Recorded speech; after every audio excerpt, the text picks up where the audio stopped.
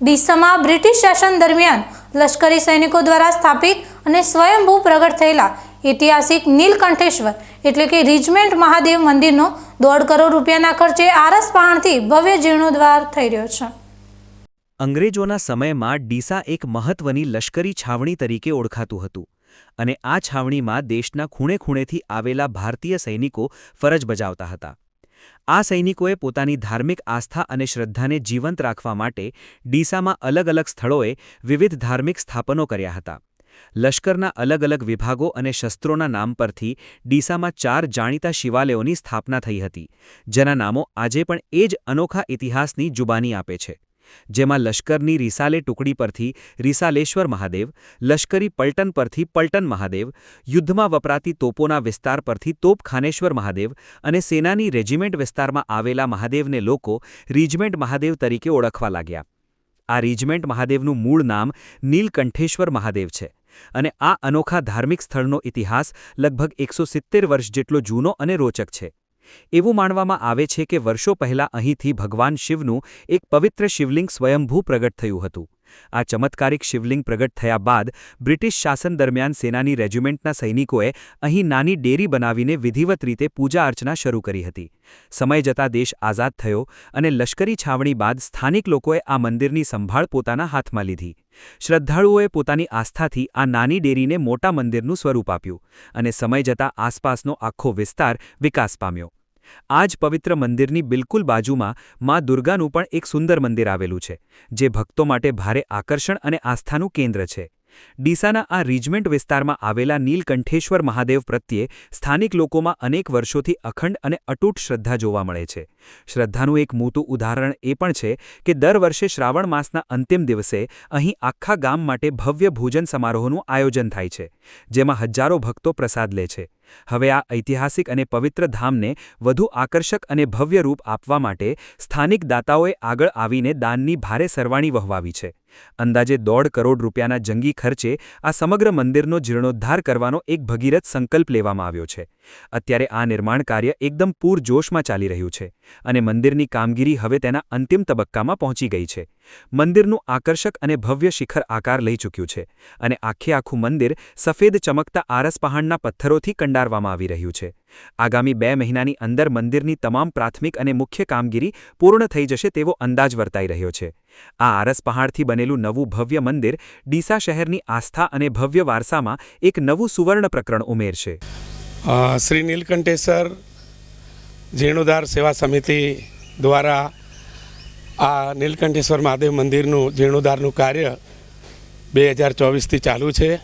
વર્તમાનમાં શિવગર બાપજીના પરમ શિષ્ય એવા ચંદનગીરી બાપજીની પાવન નિશ્રામાં સમગ્ર કામ હાલ ચાલુ છે।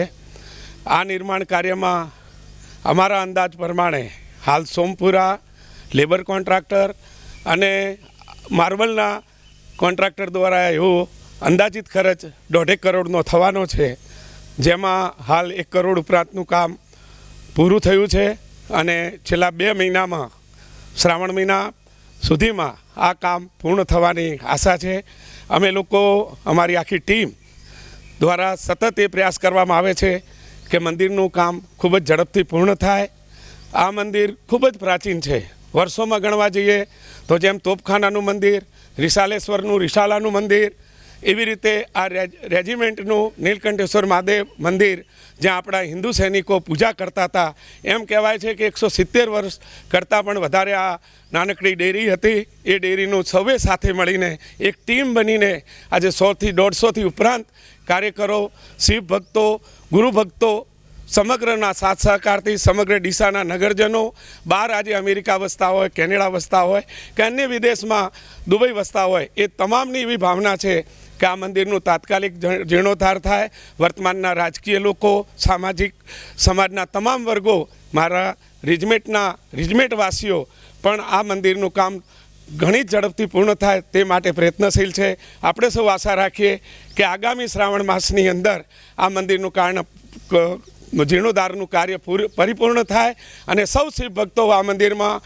હર્ષો ઉલ્લાસથી જીર્ણોદ્ધારના કાર્ય દરમિયાન શ્રાવણ મહિનો હોય, શિવરાત્રિ હોય, અનેક લોકો હજારોની સંખ્યામાં આવે છે।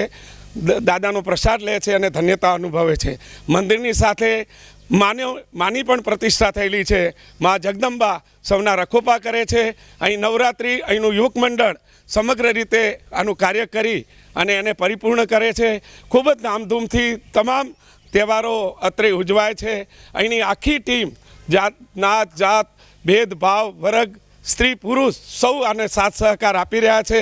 એનું અમે સૌ ઋણી છીએ કે સૌ હજી પણ એ સમય આવે એનો પ્રતિષ્ઠાનો સુવર્ણ સમયે આ કાર્ય પૂર્ણ થાય તે માટે પ્રાર્થના કરીએ છીએ.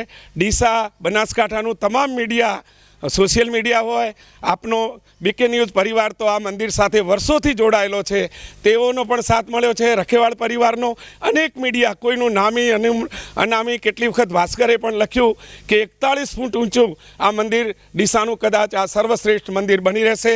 આસપાસ ભડત, માલગઢ તેમજ અનેક મંદિરોમાં ચંદનગીરી બાપજીએ પોતાની નિશ્રા પૂર્ણ કરી છે અને મંદિરો પૂર્ણ થવા જઈ રહ્યા છે. ખૂબ ખૂબ આભાર. ડીસાની લશ્કરી છાવણીનો 170 વર્ષ જૂનો ઐતિહાસિક વારસો અને સૈનિકોની આસ્થાનું કેન્દ્ર ગણાતું નીલકંઠેશ્વર રીજમેન્ટ મહાદેવ મંદિર હવે આરસ પહાડના નવા ભવ્ય સ્વરૂપમાં આકાર લઈ રહ્યું છે. 1.5 કરોડના ખર્ચે થઈ રહેલો આ જ રણોદ્ધાર આગામી સમયમાં ડીસાની ધાર્મિક અને સાંસ્કૃતિક ઓળખને વધુ મજબૂત બનાવશે. અતુલ પટેલ સાથે Haresh Thakor, BK news channel, Deesa.